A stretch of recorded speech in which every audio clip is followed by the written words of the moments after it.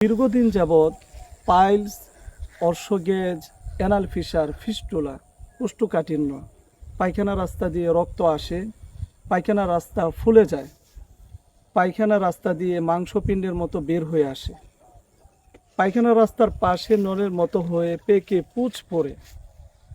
এই রোগগুলোতে যারা ভুগতেছেন তাদেরকে আমি বলেছিলাম শিয়ালমতি গাছের শিকড় এবং ডালিম পাতা একসাথে বেটে পাউডার অথবা রস সেবন করার জন্য।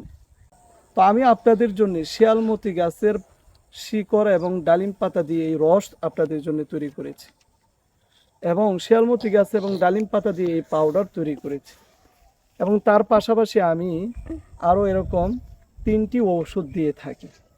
তো আপনাদের সমস্যা অনুযায়ী কাউকে আমি 4 বোতল 5 বোতল ওষুধ দিয়ে থাকি।